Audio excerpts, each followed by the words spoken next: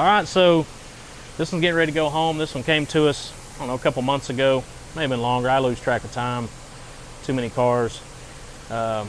67 Chevelle. I believe it's a SS. I haven't ran the numbers on it, but 396 car. Came to us really stock. Just a decent driver. Stock wheels.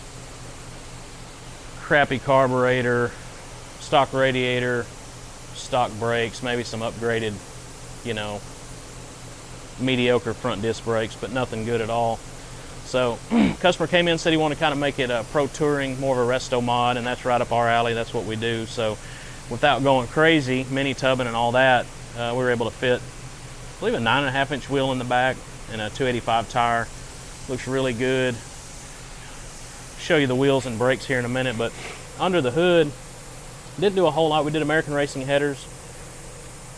Made the car sound a whole lot better. It had stock manifolds on it. It already had the aluminum intake and stuff like that. We did end up putting a Black Diamond quick fuel carburetor on it. That's a 750 double pumper. This car does have a standard. I'm a big fan of double pumper mechanical secondaries on a stick car. You know, you can get away with the vacuum secondaries on a big, heavy, automatic tank of a car because you can stay in the throttle a long time. But my theory on that is, if you're in between shifts, especially in a Cobra or something, a car that's fast, that secondary is never going to get fully open by the time you shift from, say, first to second and even into third, because you're just not in the throttle long enough unless you've got them flying open, and then it usually just causes a stumble. So, you know, there's a time and a place for vacuum secondaries, but we got rid of it, put a double pumper on here. We also noticed when we started driving it was running hot. So, of course, in Texas, when it's 105 out, you got to have a good, you know, cooling system. So we did a Tough Stuff high flow water pump. It's aluminum, and then we did a Griffin module. These are really nice. They're less than $1,000. They come with the shroud and 2 fans, and they use good stuff. This is a big core, so this is 2 1.5-inch rows. Not to get too scientific on radiators, but you know, back in the day, everybody said, "Oh, you want a 4 core," and that was good. That was 4 little baby cores stacked in like this.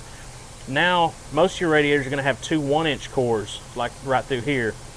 This one actually has 2 1.25-inch rows, or cores they call them, so they're wider. So this core is actually almost 3 inches total. And of course, we run it through 2 different ways. You run it through a trinary switch, so the AC turns it on first, or that temperature switch in the cylinder head turns it on. You want to have both on there for it to work properly. So, not trying to dive in too technical, but just kind of explain some of what we do and the reason we do it, why it costs a little bit more to do it right. We like to buy as much USA made parts as we can, mostly because the people that make it on the other side of the ocean say China. China. China. China. China. China. China. China. China. China. China. Let's be honest, it's not the best. And they're trying to take us over all the time. I'm not trying to get political, but if you can buy it here, why in the heck wouldn't you, right? I mean, it's made in America. We're in America. We're Americans. What, is this a communist country or something? I thought this is America. Makes so, sense. Buy it here. Some of these people, I'm starting to wonder, though, if they're not putting a Made in America tag on it and if it really is made here. But anyway, we'll get to that on the next video. Anyway, that's pretty much it under the hood. It is a power brake setup. That was already on here.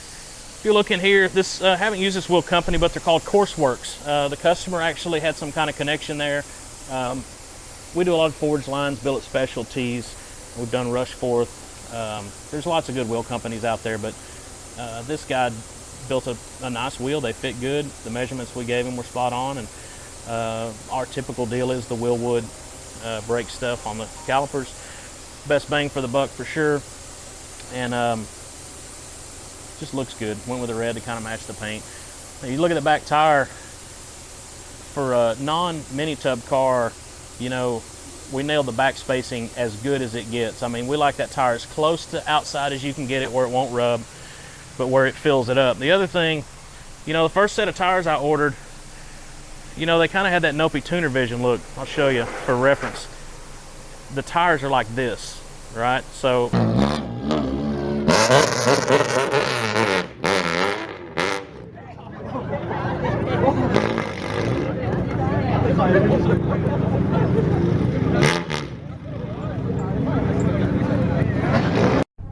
we got them back here, and I asked Jeff, I'm like, what do you think? Tires look all right? And he's like, no, they look like you know what. So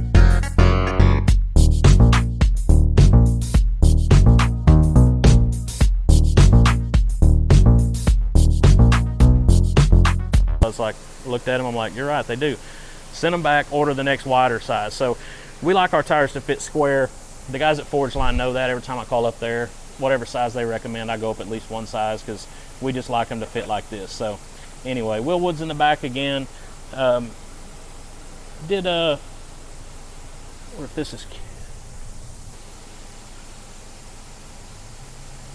but it's got all tubular, and again we did the red just to kind of tie in.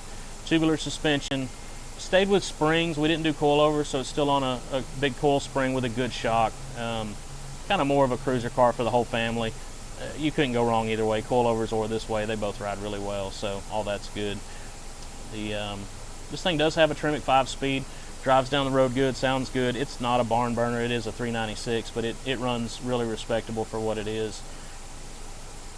And this is a 19, 18-inch combo. We do that a lot with this Michelin Pilot Super Sport tire. They work really well. You know, most of these cars aren't out in the rain, but this is a great, you know, summer tire, good traction if you got some horsepower. But that's the breakdown on the outside. Inside the car, we did some stuff. It had stock gauges, so another thing, you know, pretty much everybody goes with them, but we do especially the Dakota HDX, VHX. I got the RTX now. We're a dealer for them as well. We did I think it's a retro sound radio. This car already had vintage air in it. Big fan of their stuff. Put the LaCar wheel, hashtag parts people all over the place. Anyway, it came a long way from what it came in as just a very basic driver with 15-inch wheels, small brakes. You see this car going down the road now, you know, it's got the full-blown Pro Touring Resto Mod look that everybody's after. Look around here, everything in here has got a 19 or an 18 and a big giant tire. That's just kind of where we live. We like that look, like that style. Oh, you can find us in Garland, Texas, United States of America. You can also find us on the internet. My website isn't the greatest, but it's grubbsmotorsports.net. We haven't updated in a while. We're too busy building the cars. And not really much on a computer other than ordering some parts. But yeah, you have to get in line right now, man. We've got a crazy amount of work coming in. So be patient with us. If you've got a car here, we're doing our best, working 10-hour days, and we keep getting calls on big projects. So we've about outgrown this place, but I'm not looking to move right yet. So we're just doing the best we can to get them all done. But we've been blessed with a lot of work and really big, good work. So it's all good. We're looking for one more guy to help out on the hot rod side, looking for a fabricator / builder, somebody that can do wiring and all that, but you know, not really looking for anybody to train right now. We want somebody that can step in and go. We just got too much work right now to train somebody. So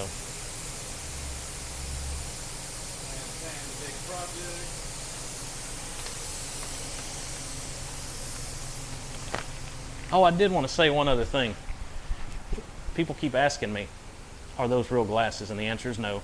They're blue blockers. Not the blue blockers like when we were kids, you know, the big brown blue blockers. No, these are for computer. My eyes are still excellent. I'm not that old yet to need glasses, but I do wear them because they do help with these fluorescent lights in the computer. So.